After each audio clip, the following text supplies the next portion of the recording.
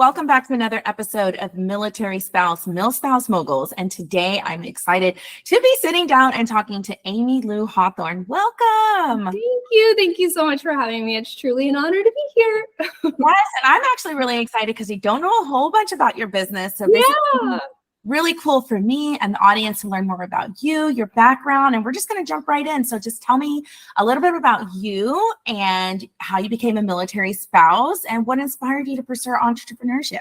Yeah. So I'll try to make this as short-winded as possible because I have a very about you, honey. You tell us the story, okay? An hour, right? So I am born and raised in Kentucky. I moved to New Jersey when I was 18 to pursue a degree in sports broadcasting. I wanted to be Erin Andrews. That was like my lifelong dream. I then realized that I did not like being in front of a camera, which makes this 20 years later hilarious to be sitting on an interview in front of a camera. But life has changed quite a bit. I dropped sports broadcasting and joined Army ROTC at Seton Hall, and then transferred down to Auburn University in Alabama, where I joined ROTC and then commissioned to the Army as a second lieutenant into aviation. I then met my husband in flight school in Fort Rucker, Alabama. And so I was active duty for 8 years, but that is also how I became a military spouse because I met my husband in flight school as well. Graduated flight school in 2010, got out of active duty in 2018. But I like to think that my entrepreneurship journey started when I was a little girl. I have always loved a sense of independence. I kind of grew up as an only child. I had a half brother, but he was much, much older than me. I didn't meet him until later on in life. And I kind of went back and forth between both of my parents. So it was really just me, myself, and I a lot of times. And I had to get creative on ways to keep myself busy. So I started what was called Amy's Shortstop Stand on my back porch. And I would get snacks out of our pantry and sell them to all the neighborhood kids. My dad had no idea. And I would sell them for like 50 cents to all the kids playing kickball in my backyard. And I'm like, hey, if y'all want to play kickball here, you're going to buy my granola bars. So that was like my first taste of entrepreneurship. And I genuinely think that like sparked something in me, because since then I've had like 3 very, I would not even call them businesses, but it was like, I am a business owner. So I started like a sorority boot camp in college where I like invited all the sorority girls to work out with me and tried to get them to join me. Nobody ever showed up. Nobody ever showed up. But I just had this like entrepreneurial spirit. And then in the Army, I realized that I had this like passion for calligraphy and hand lettering. So I started doodling like scriptures that I loved or like quotes that I loved. And I would essentially show them on my Instagram page. And this was also when I realized the value of marketing and Instagram and how successful it could be from like a marketing standpoint. So I would just share these like calligraphy drawings on Instagram, and people would actually, with no intent of selling them, but people would love them. And I've always had a heart to like give back. So I said, you know what, if I could sell these and raise money for friends that either were trying to raise money for adoption or unfortunately lost a baby or something that we could like, I could sell prints that took me, an hour to make and make money and give back to families. So that was like my third entrepreneurship gig. But then being in the Army and realizing that, hey, I'm not going to stay in this forever. I am going to be a military spouse. You know what?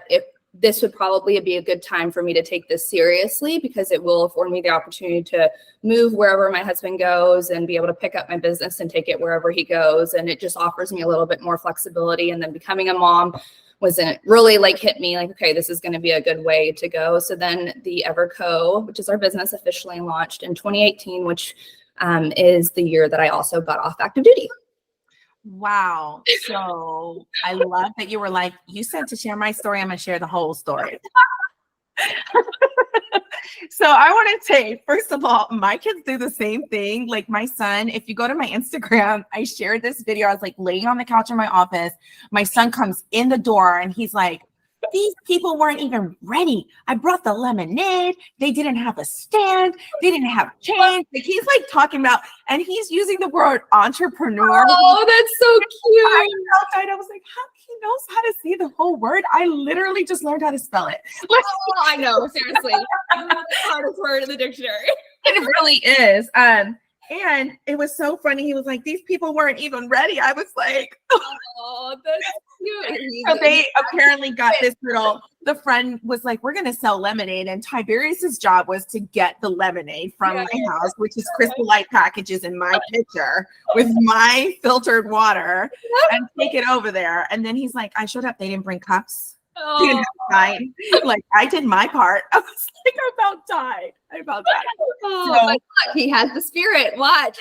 he has the spirit. And I will say my oldest as well, she used to take candy from our house and sell pieces of the candy. So I love that story. And that actually makes me happy because they have that creativity. So Exactly. That's what I think it comes down to. It's like just thinking outside of the box, and you need that sort of mindset in the entrepreneurial world. You have to be able to think back outside the box, think on your toes, be creative in so many different ways, go with the flow. And yeah, those are all great signs for a little creative, mischievous child. And to keep showing up. Exactly. Which you talked about when you said you started the sorority boot camp. I think that's what you said, and nobody showed up. A lot of times, if you're about to start a business, there are going to be a lot of people who don't show up to your live or like your post or show up to your workshop. Yeah. But you know what? You showed up. Absolutely. You showed up. And that is building that longevity and consistency and brand awareness. So I love that you shared that. So you, like, in one question, you shared so much knowledge. You're like, what you're passionate about. Okay. So let's jump into Everco. Yes. Well, you shared how it started. Yeah. So are you trained, like, did you go to school for calligraphy, or it's just something just came natural to you? Yeah, no, and honestly, I don't really do much of the calligraphy in Everco anymore. That was just kind of what I started with on Instagram. Everco really, like I said, it started when I knew that with my husband staying in and me wanting to get out to stay home a little bit more with my children. Both of my daughters were born with some health issues, which also attributed to the idea of me staying home. The kind of the core mission of our company was started. Like, I really love the idea of creating magical memories with your family or your loved ones. If you don't have an extensive family, even with like your best friends or your neighbors, just creating memories that will last forever. And that's kind of where the Everco came in. Things that are simple, things that don't cost a lot of money, things that are going to, if I were to sadly pass away tomorrow, that my kids are going to say, you know what, I remember that memory that I had with my mom. And so that's kind of what inspired the company. And so we did that by creating graphic tees that had like catchy sayings, like "Take me to the pumpkin patch" or "Take me to the Christmas tree farm." And it all kind of tied into holidays in some way. And that's the other part of the business, is that I'm a holiday girl. Like, I love holidays, everything around the year that I can celebrate. That's just like my jam. So it started off as like a holiday memory making company. Since then, so we've been in business since 2018, and over the last 5 years, while that's still, I would say, somewhat at the core as far as like the magical memory making, we've more shifted to like a worldly holiday culture, calendar type thing, because we want to ensure that we're inclusive for like all the world's holidays. So that's kind of where we are now. We try to focus on different cultures and diversity, and to be as inclusive as possible because everybody in the Everco is not American. Everybody in the Everco does not celebrate the exact same holidays that my family and I celebrate. But we still love holidays, and I'm half Korean, so I do a lot of stuff for the Asian population and doing stuff for like Lunar New Year, and it's so fun to be able to teach. That's one of my favorite aspects of the business and the brand, is that this is not only a platform that I get to, make money and, build a business and show my kids what being an entrepreneur is, but I get to I have this privilege to be able to teach people about things that maybe they wouldn't have been ever exposed to, and I can do it in a fun, creative way. And that's what we try to do. We try to, whether it's just like a DIY real craft on how to make paper lanterns for Lunar New Year, or I'll invite guests in and they'll show me, how to make something for Kwanzaa or Hanukkah or something. It's just, different ways that we can educate our community. And I love that being prior service in the military and now currently being a military spouse, the military is so diverse. And it's been such a fun way to kind of incorporate the two passions of mine together, honoring the military and servicemen and servicewomen while also teaching that aspect of diversity and culture too. So you already answered my second question. Girl, you are an A interviewee or guest. Okay. So my question was how do you start designing the brand identity for your business, which you shared, you have your culture. So for my husband's half Korean. So 안녕하세요. So I love that you include your culture into an opportunity to put it into your brand. And so that was my next question. How are you setting your brand apart from other people? Because there's a lot of organizations online that do, or businesses that do something similar, but you already shared that you're including your diversity, your background, your experience, your places in the military. I feel like you can probably do so much because of the travel and the opportunities that we've had as military spouses and as a veteran. Absolutely. Yeah, no, that's a great question. I'll kind of do this in twofold. One, from a brand aesthetic standpoint, because I think that no matter how good the words read and how good the message reads, aesthetic and branding as far as how it appeals to the audience is also part of marketing. And that's something that's always been, as somebody that likes to think myself as a creative, that's part of the business that's always been really important to me. And still to this day, 5 years later, I get people that message me and they're like, Amy, I'm in Target right now and I see something that looks like your colors. Or Amy, I'm in TJ Maxx right now and I see something that looks like the Everco. And that's just it's like music to my ears because I'm like, oh, it's working. That is, I think, having a core identity, not philosophical identity, but visual identity is really important in branding. And that's something that I'm very proud of, that still to this day, 5 years later, a lot of companies go through branding shifts and branding changes. My color palette is black, white, green, and pink. And it always has been, and it probably always will be. I don't know, but I incorporate those colors on my Instagram feed, on my website, on the inserts for our packaging, on our mailers that go out, and people know that as quote unquote the Everco colors. And I love hearing that from people. On the deeper side of that, because I get the question a lot, I want to start a business, where do I start? And I always tell anybody that asks me these three things. I say, you need to be authentic, you need to hold true to your values, and you need to do what you're passionate about. Because if you're not authentic, people are going to read through you and they're going to see that you're trying to be like somebody else and it's not you. If you're not holding true to your values, you're eventually going to be doing something that just feels icky and it's not going to feel like you. And you're eventually not going to want to do it anymore.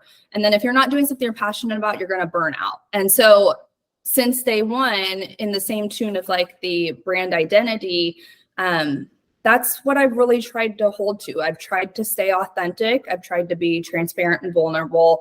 I've tried to share the hard parts of life as much as I share the glitz and glam.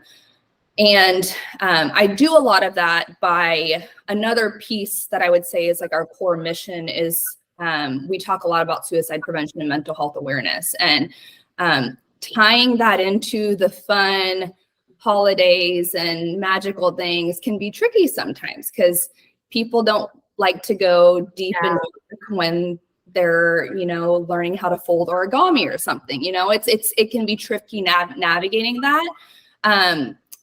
But I think in doing that, people see that it's not a robot running the Everco. This is a real human being. And that's what I try to tell people when they're starting a brand. people, yes, people want the product, but if people aren't learning about the person or the family or the team behind that product, like eventually those people aren't going to stay. But I wholeheartedly believe that a lot of our customer base and our loyalty has been built through people learning who we are as people behind our brand. And the customer loyalty is obviously super important. And that's how you're building that. Like they keep coming back over and over again, or sharing, or having them recognize the colors or your work. Like that is, you guys, if you're listening to this, that is the biggest thing you can do for an entrepreneur, is to reach out and say, like Amy said, hey, these are, that just shows you that like what you're doing is working. Yeah, so those are loyal customers. Those are people that you have touched them in some way, right? There's a connection there. So I love that. So how do you feel your military family has impacted the creation of your brand identity? Because I see a lot of kids. I did go to your website. I do see like there's pins for locations that you were stationed at. So tell me a little bit about how that's impacted the creation with your brand identity. Yeah,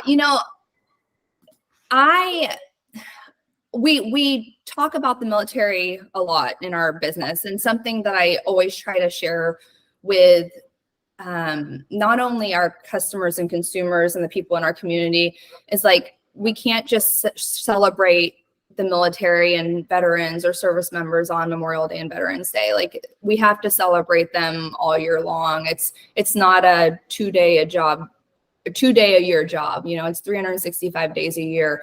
And so that's something that I try to kind of intertwine and weave into our brand in some way. Like there's so, whether it's Purple Up Month and celebrating the military child, or during Independence Day, there's just so many days outside of just those 2 days of the year. And I try to use our platform, kind of going back to the culture thing, to educate, because something that I've learned, especially as I get older, and I see it a lot in my kids, is that I think we put too much onus on people and expect them to know about a subject that they've never been exposed to.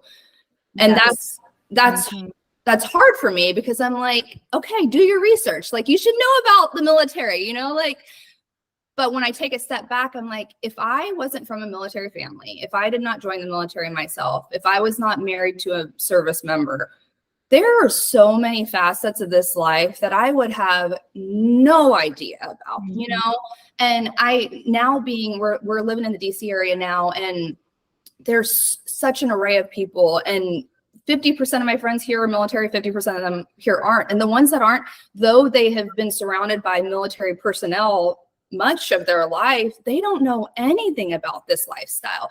And so I try to use our platform to not only like share about our life and moving around and all the different duty stations, but also just to teach, people that aren't in the military, because I would say that probably 80% of our community has no affiliation with the military at all. And so to be able to teach them, what the military life is about, and a couple ways we do that. Yes, it's with those maps. So I wanted a way that my kids have moved. My oldest is 8, and this is her 7th home that we're in right now. And my youngest is 6, and this is her 5th home that we're in right now. And that's such a unique aspect that not a lot of people get to experience. And I was like, I want to create a product that honors the military child. So we created like a cute, fun map with fun colors, and and then we have duty station pins is what they're called. And they're all the duty stations from Space Force, Air Force, Navy, Marines, Coast Guard, Army. I probably missed one, but it has all the duty stations. And we're also starting to, one of my girlfriends who does some of the graphics for us, she's going to start doing the new duty stations that are coming out for the Army, so that we can offer those as well. But we started selling those so that kids can have something to, show all the places that they've been throughout their life, because it's just such a unique part of our culture.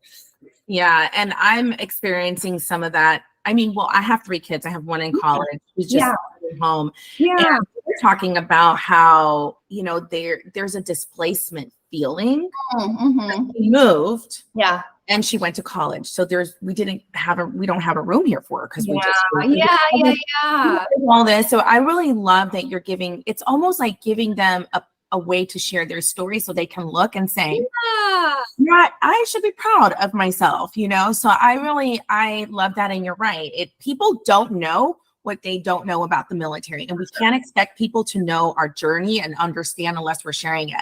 Yeah. And so I applaud you for using your platform to share that with our civilian counterparts, or even other people that are in the military. So sometimes they've never moved. Exactly. I've met people like here at Naval at Norfolk. They've never moved. And so they don't understand the PCSing portion, going to different schools and finding different clinics and all of that, because they've been in the same place. So you're doing such a service to everybody. So I really love that. And, when you shared your advice earlier about having a passion, being true and authentic, a lot of spouses, I will say, try to do that in the beginning. Yeah. What are some things that you would say will help them achieve that, right? So like core values, is there like a mapping strategy that you use? Is there, do you write down your mission, vision, and values? Like, how do you get to that place where you're being authentic? Yeah. You're doing your passion so you don't get burnt out. Yeah.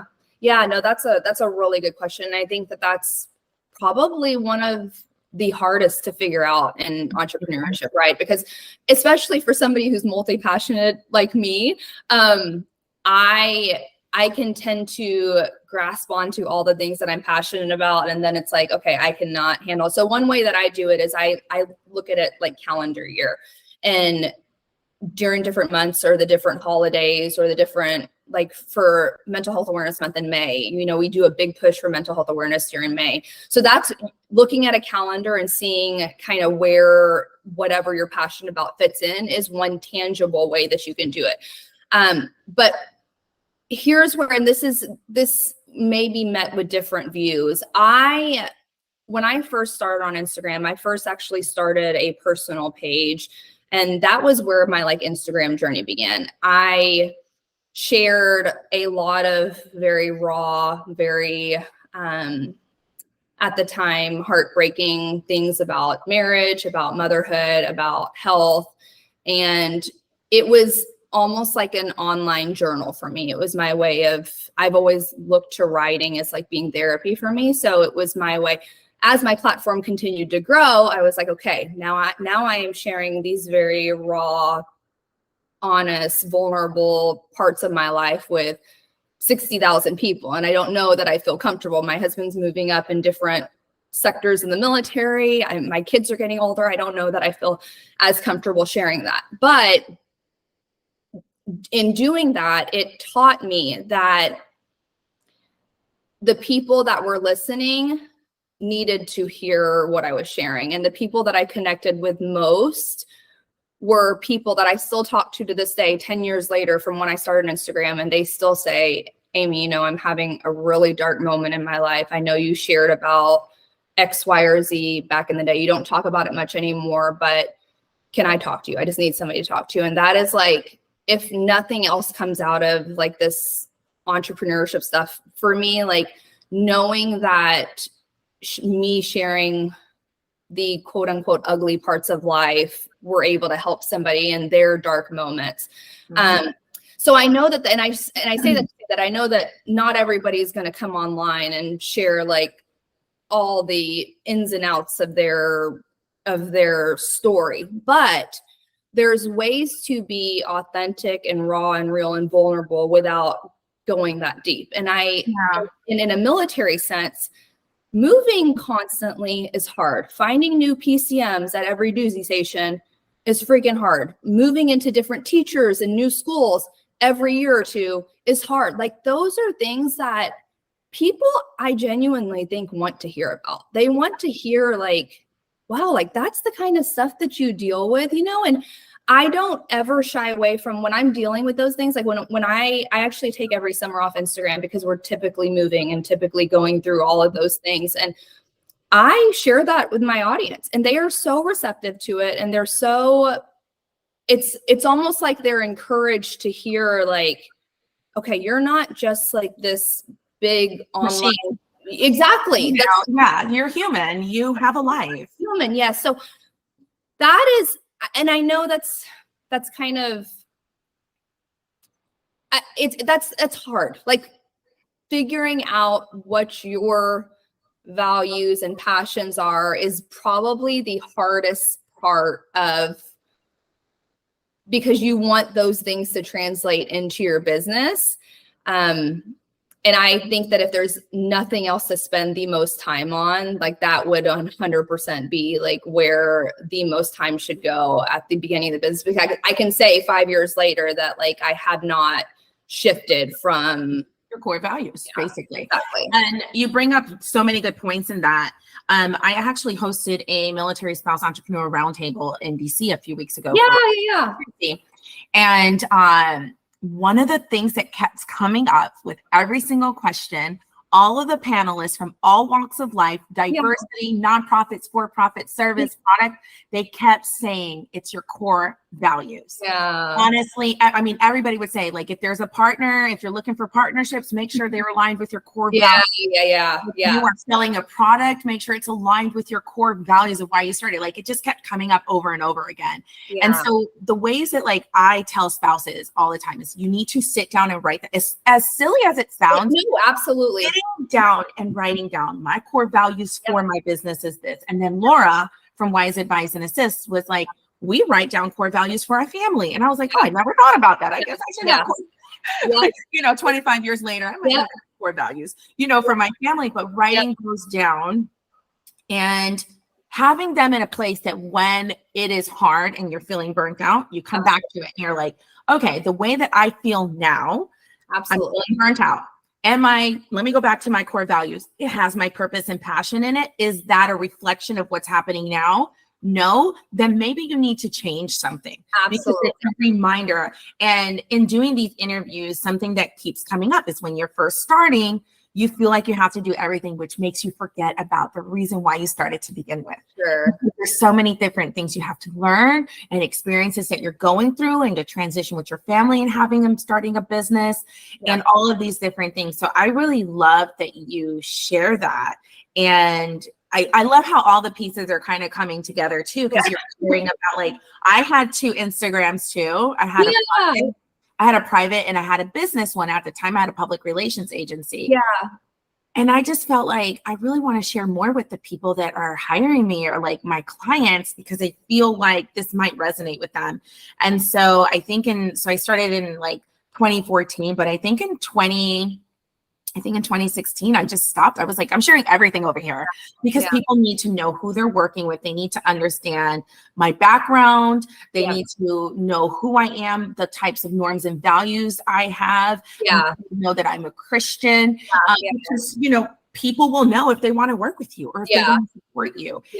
And I love that you're sharing your platform for a purpose, because I do feel like, and tell me if you agree, if you have a platform and whether you have 1 follower or 1 million, you have it's not an obligation, but it is an honor to have them follow you and encourage you. And you should be doing something with that platform. Absolutely. And so with all of your advocacy efforts for the military or just bringing different diversity efforts to the forefront, I really love that that's what you're doing. And you're saying, this is all of me.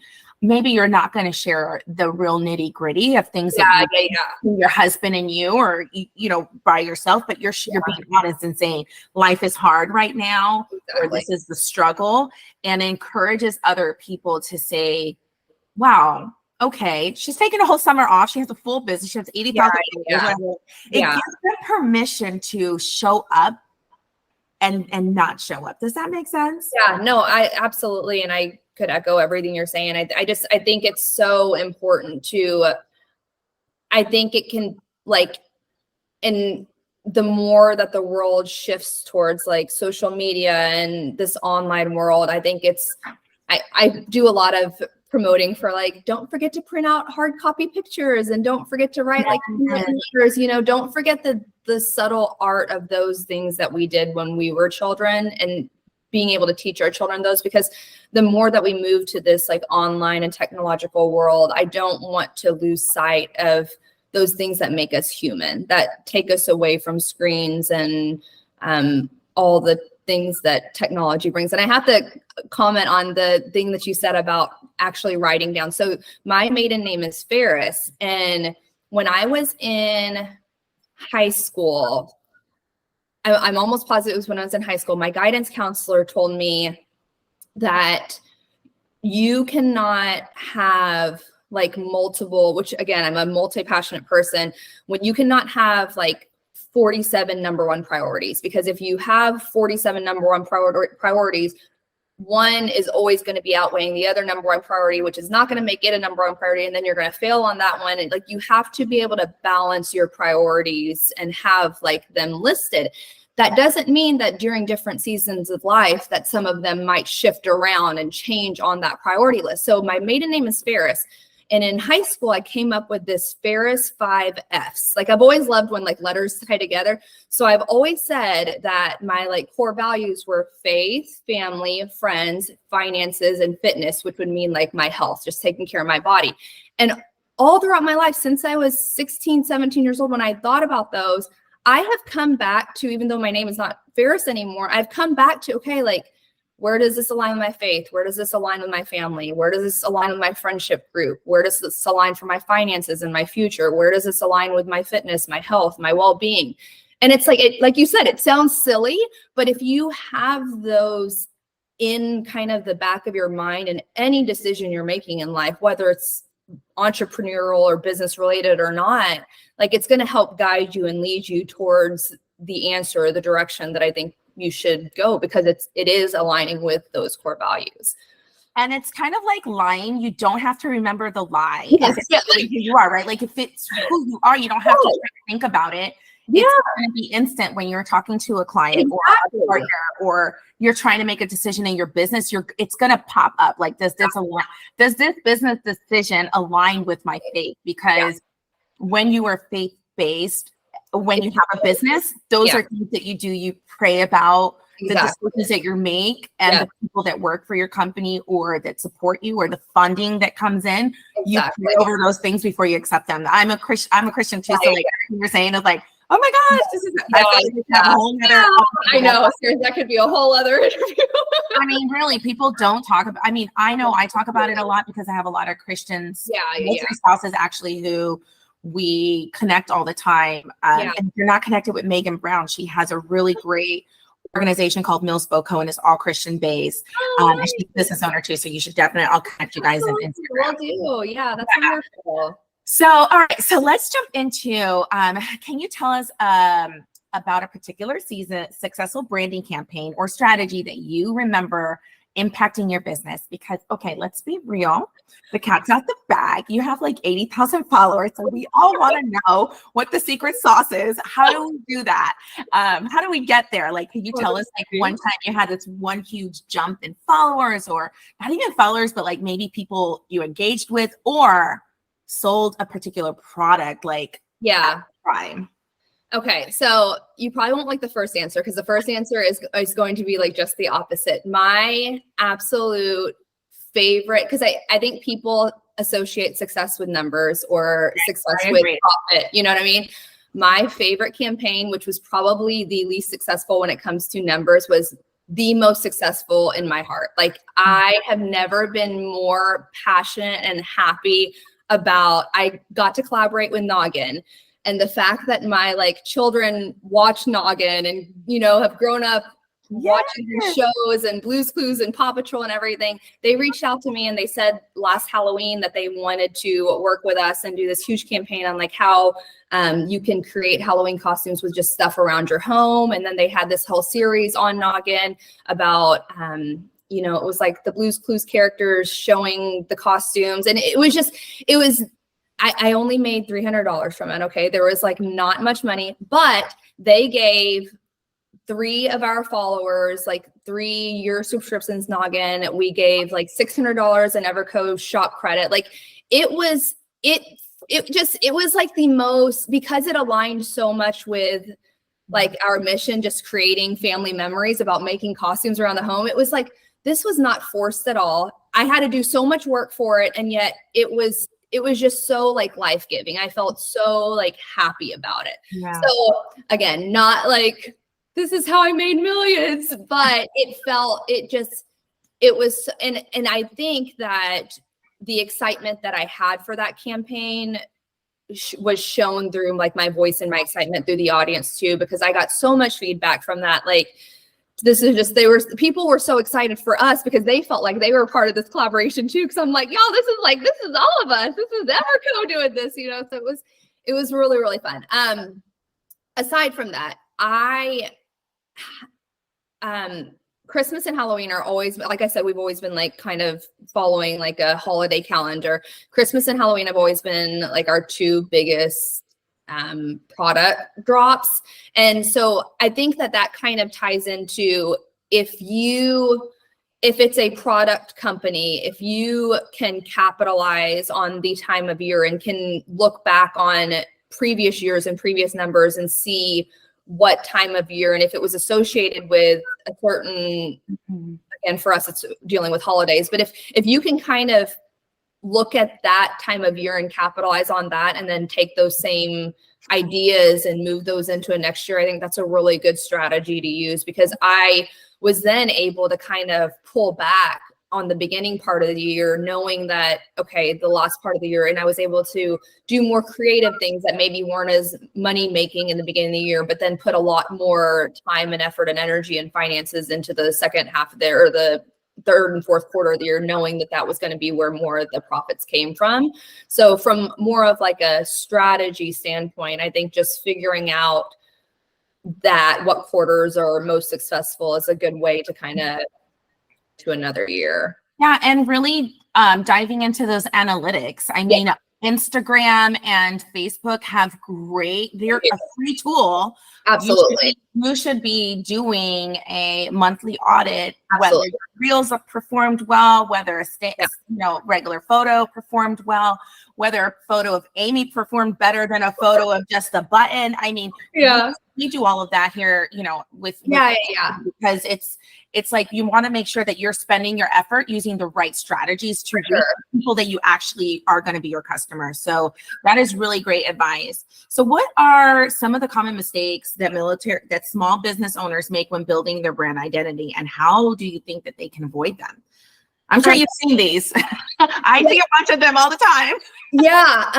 Okay. So going back to one of the earlier questions about like knowing your aesthetic, your vibe, I think if you try to be too much like somebody else or try to incorporate their aesthetic and their vibe into yours, it's either going to be obvious that ain't you, or you're going to, because again, it goes back to that authenticity. It's going to eventually be like, okay, this isn't me, and it's not going to continue working well. And I love looking back through my feed over the last 5 years. Like I can still see that same aesthetic and that same vibe throughout the whole feed. So I think and it kind of goes back to like having your core value list. Like I remember when I hired a company, and this is another point I want to make, but I remember I hired a company to start my first website. And there's two different schools of thought on this. One, people say, don't put a ton of money into a website at the beginning because you're probably going to change it. Well, I actually think that if you do enough homework and you know that it is truly like, this is me, I've spent 3 months on this. Like they had me create this mood board that took me forever. And I was just going through Pinterest and pulling things that inspired me, and colors I liked, and outfits I liked, and home decor I like. And I'm like, this is taking so long. But I looked at the end and I was like, that is my life on like one screen. And I have still to this day, I look at it 5 years later and I'm like, that is still like me in one screen. And people are going to have, like, my style changes a lot, whether it's in home decor or fashion or colors, but you can make subtle changes to it without having like the overall thing changed. So I personally think investing in a good website from the beginning, because going back again to that customer loyalty, like when people are coming in and they're like, okay, this is a professional, nice looking website. Like this person must know what they're doing, what they're talking about. That is because that's what worked for me. Right. I have a lot of friends that are like, no, don't do that because your style is going to change. Kind of test your market first. So, I think that's kind of personal preference. That's so knowing your aesthetics, investing in a website. I also think learning how to operate a camera or just being really good with your cell phone are really critical, because the phones these days are almost just as good as big digital cameras, you know. But if you have a nice digital camera and invest in one, like I have one that I'll use for like our big branding campaigns, and people are always like, who did you hire? How did? And I'm like, the camera does all the work. Like you literally, if you watch 2 YouTube videos and learn how to adjust 2 buttons, like the camera, and it's an investment, but it's an investment for the company. And it keeps that, again, that professional vibe going on in your feed. And it's not just like a grainy cell phone picture, which again, the phones these days can take pretty good pictures. I also think that people don't, and it's only going to get more user friendly, like being able to link things and reward style things and utilizing the ability that companies will pay you for sharing products through affiliate links. I don't think enough people, and I do that in a way that it ties into like the theme of whatever we're talking about that month. So if I'm sharing about, like prior to getting off for the summer, I was sharing about, you know, my spring garden and how to DIY garden tool. So I'm sharing like pots and plants, you know, there's ways to make it authentic. Again, like I'm sharing links to things that make sense. I'm not just sharing like a Scooby-Doo costume. Like it's things that really make sense, but that's something that people can make good money on and capitalize from on their platforms. Yeah. And I think we don't take advantage of that as much. I know I do, but we don't take advantage of it. And those are just really great ways to implement. I do want to go back to how you were talking a little bit about the mood board. So for those of you that are new to business, a mood board is basically just a collection of like things that you're attracted to, whether it's color, style, metals, fabric, feelings, sceneries, things like that. Yeah. And I think that's so important in the beginning, along with your core values, to really understand like, hey, my colors are nude. Like I love nude. Like when I see nude, I get excited. Or when I see turquoise, it's my jam, right? So like to really know, I do think that not copying somebody is really good, like you said, but I do think understanding why you're attracted to somebody else's brand and then pulling that information in a strategic way and say, what do I love about Amy's brand? I love that she used consistency. Okay, let me find consistency. What colors can I use? Because your brand is very much about the aesthetic portion. Yeah. Right? So you, even if you're not a designer and maybe your brand is more about services, you find somebody who you love what they're doing. You're like, how can I do what they're doing and add my spin to it and not copy, but pulling those core values from what you're doing, which is, you know, all of the things that you align yourself with, having, okay, she has the same type of branding colors. Noted. Let me write that down. Yeah. She's sharing family once a week. Let me write that down. She's doing these types of concept photos. Like just those types of things are really great for any entrepreneur to take away from this conversation. You don't want to go and copy, because you want to take what they're doing and make it your own, because that's going to keep driving it forward. And it's going to be easy. Yeah. It's going to be easy to create content when you're doing what you do and how you show up. It's going to be like, oh, I do this when I wash dishes. I put on a candle and I do da-da-da. Like it's going to be easy to use that affiliate link for a candle because this is part of your ritual or whatever it is, that you can just make it your own. And it's going to be the smallest things that make the biggest impact, like you talked about your campaign with Noggin. So exactly. No, one other thing on that, there's an app called Planoly. Have you ever heard of that app? Planoly? Is it? Yeah. Okay. Yeah. I'm like, wait. Planoly. Sorry. My Kentucky girl's coming up. Planoly.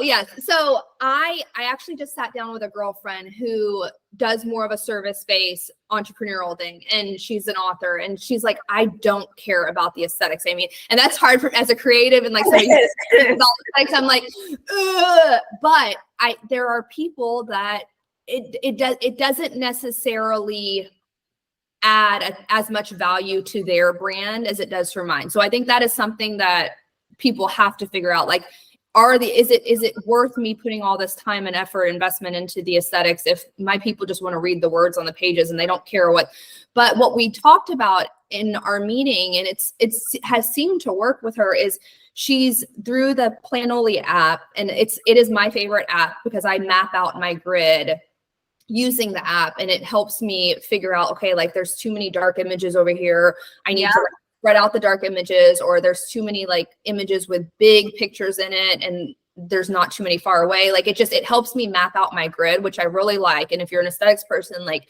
cannot recommend that app enough.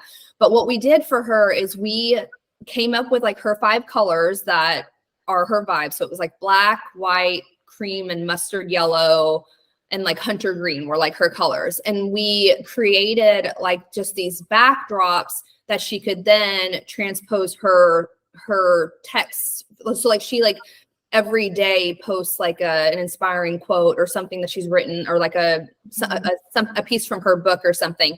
And so now she has her colors on these backgrounds and her text put onto the front, transposed onto the front of the colors. And now she has her colors on her page, but it wasn't a ton of work. It's literally just her colors, you know, and you can add some different textures to the colors and stuff. There's a website called Creative Market that there's a ton of different like backgrounds that you can purchase from there. There's DeFont that you can purchase like free fonts from, but there's ways to make aesthetics a thing without it being too much, if that's not true. I was going to say, like, some people that doesn't come very natural to them. Exactly. So that is a really great tip to anybody who's listening, who's like, oh my gosh, all of this stuff with the aesthetics is all the branding is like, I could tell when I was talking to her, she was like, Amy, I don't care about this stuff. Yeah, no, it's that she was honest with you. Yes. So let's talk a little bit about how can the military community support and promote the entrepreneurial efforts of military spouses, because you know we have the highest unemployment rate in the country. Yeah. We are the most underemployed, but the most talented, like demographic in the country because of our education, and our experiences. What do you think others can do to help support and promote? Yeah, this is hard for me because I've been doing this entrepreneurial thing since I got out of the military. I have been able to just pick up the business and it's all online. I don't have a brick and mortar. I don't have anything tying me down. Do the logistics suck of having to move the products every time? Yes. But because mine is online based, like I've really been able to capitalize on that. So I think if somebody does have a business and they are looking at both avenues, like having it online is beneficial for military spouses for that reason. But I obviously realize that's not the case for everybody. I have just always been I don't think people are going to do enough for me, so I'm going to go seek out the answers myself kind of person.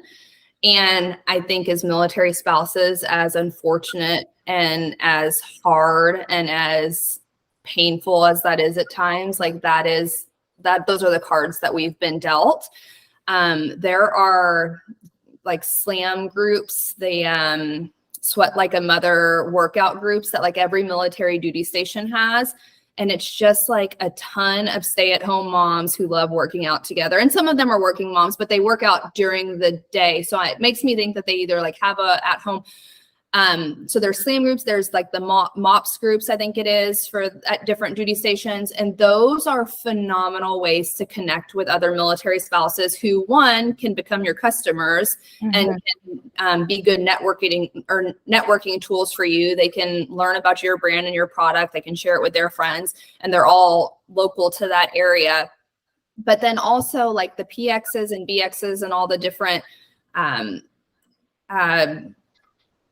shops that the post have, they also have like trade shows and little craft shows and art fairs multiple times throughout the year. So that's another avenue. If you have a physical product that you want to get in front of more military faces, you can go that route. I that was really why I created, that's not why I created the map. I created the map for the kids, but I wanted a product that spoke more to the military members of our community. So I think if you are a military spouse, if you have the opportunity to create a product that is maybe exclusively for the military community, and I know every company is going to either have the ability to do that or not, depending on what they sell. But I wanted something, and that reel went viral, and it was just military spouses and military spouses sharing it with other military spouses. So if you have the opportunity to create something that is exclusively for, we are a very underserved community. And when stuff is made specifically for us, it's like, wow, like that's really cool, Yeah. So those are just some, but again, it's hard because I've been on the online world, so it hasn't been, but then I have all my friends who are either teachers or nurses, and they're having the hardest time finding jobs when they're picking up and moving constantly, so I feel like I've been too privileged because it is all online for me. But I do think that there's ways that we can make it better for each other. Yeah. And I think one of the things you said is just supporting and sharing. Exactly. I mean, it doesn't cost anything. It literally takes 30 seconds, and you never know whose life you can change. Absolutely. Sharing. Another spouse I was interviewing was sharing how a testimonial changed your life. Yeah. It was like, oh my gosh, I didn't even buy anything, just testimonial. Yeah, absolutely. The character of a person. So, oh my gosh, I feel like this hour went by so fast. I feel like we could talk all day. But I have two final questions for you. I want to know who has inspired you the most in your life so far. Okay, I'm going to try not to look. I've already. Listen, I think we might need to change this question because every time I ask it, like people get emotional. No, I'm honestly honored to talk about him. So my dad passed away 3 months shy of our business launching. He passed away in September 2017, and then our business went live in December of 2017. And he's really what inspired me to join the military. He was in the Army himself for 27 years. We retired in Fort Knox, Kentucky, and he showed me the military life, instilled in me so many of the values that I would have never known had it not been for him. And two things that he always taught me were to just try your best. He would always tell it to me anytime I would mess up, get a bad grade, do bad in a softball game, whatever it was, he would just say, Amy, just try your best. And like, I kind of like my core values thing, like those words just like ring in my ear. They're just like constantly in my ear. Just no matter, even as a mom, as a wife, just try your best, Amy. And then he would always say, just keep going. And I've been in some dark moments in life, and just the reminder that life is worthy of continuing on, and it's worth seeing the sun rise again tomorrow, and there's people out there that want you to keep going. So reminding myself, and those two phrases have translated into the business in so many different parts over the last 5 years, just because entrepreneurship is hard, and being a military spouse is hard, and reminding myself, just try your best, Amy, and just keep going.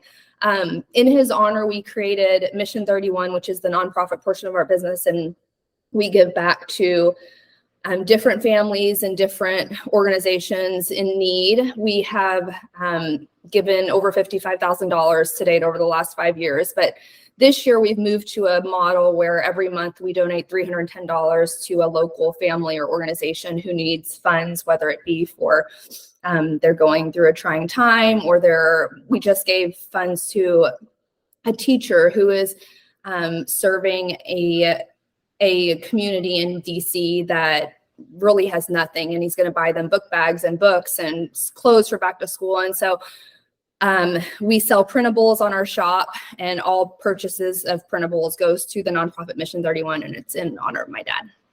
Oh my gosh. At the beginning of these, first of all, we need to say bring tissue just in case. No,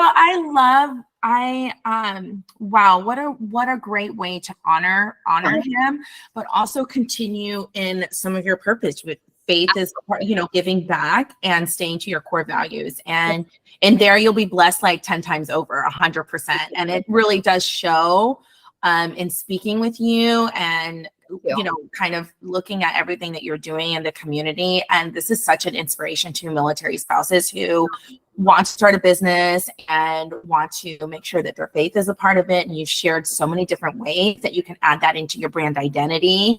And so I just want to thank you for that and congratulate you on all your success. So in final thoughts, do you have anything last that you'd like to leave with us today? Yeah. It's not like a happy-go-lucky note, but when I was young in my military journey and my husband and I were newly married, we were going through some difficult times. And I was given the opportunity to learn about Military One Source and the MFLAC, which was the Military Family Life Consultant that worked for our unit. And I don't know if it's the same across all the branches, but I know that's what's called in the Army. And I'm pretty sure that every unit has one, and then the units also have unit chaplains. And I just encourage anybody that if you're ever going through a trying time there are so many free resources, and there's people that just want to listen. There's people that just want to help, and whether it's about business or family or life or faith or kids or work, whatever, like there are people out there that want to listen, that want to help, and that are trained to listen and trained to help. And the military does do a good job of offering those services. And I just, anytime I get the opportunity to share about those services, I love to do so that people know that it's out there. Yeah, no, they're great resources. And yeah, it's pretty much the same across. We're Air Force. Okay. Yeah, so it's all the same. So great information and reminder that those resources are out there, because I think we forget. Absolutely. There's so many resources you forget, but these are two that have been around for ages. So that's really great. So tell us if you're working on anything special, and where can we find you so we can support you? Yeah. We do have a lot of fun things coming in the shop over the fall, but something that I started new this year, like I said, I take the summers off of Instagram, and that's just really, my kids are off from school, and it just kind of keeps me a little bit more present with them. And my husband's work schedule is a little bit off, so I get to just be around a little bit more. But while I'm off, I started something new this year that if you purchase like this printable bundle, again, it goes to Mission 31 on the shop, then I'm going to send you free things over the summer, the whole month to like do with your kids and it's been so fun because I have this like little newsletter group of people that I can connect with over the summer, even though I'm not on social media. So if talking about like marketing strategies, it's a really cool way to bring people offline into like email campaigns or newsletter campaigns, if you can do that, because we can't always rely on social media to be there for us. So if you can bring them offline and you own your website, you own your domain, you own your email, it's a great way to market to them. And then I am building that loyalty, I'm building that trust because I'm providing them products, when I'm not even online. So it all kind of ties back in together. But I am at the Everco on Instagram, and our website is www.theeverco.co.com was not available. So it's .co, and everything about Mission 31 and our products and our blog and everything are on there as well. Yes, and you dropped a gem at the end, but emailing is, we've actually, that's a huge part of our strategy this year too. Yeah. So we're sending out a weekly email too, and I'm sharing my journey in building AMC, because people always get this idea that it's like, we have like all these people working for us and and it's just like really sharing, hey guys, this week was super hard. Like I had, all these sponsorship meetings and none of them went through, and really sharing my husband just took command. And I am so I was against this honestly. I was against this, and my team was like, no, you need to do this. And I was like, okay. And so I started doing it, and people actually respond back to me. And I'm like, oh my gosh. Oh, I love it. Or they'll respond with tips. Like I say, do you guys have anything? Like, I've tried this. Like, what kind of tips do you have? Or, you know, whatever. And they respond. I get the best encouragement. So it's really, you're right. Like, we can literally open up Instagram tomorrow and they're like $12.99. Yep. But I have my theories around that because I have my theories around it. That's a whole other episode. Thank you so much for being with us today. And it was just such a pleasure to sit down and learn more about you and your background and Everco and the mission and the purpose and the driving force behind it. So thank you for joining us. And I can't wait to appreciate it. Thank you. Have a good one. Bye. Bye.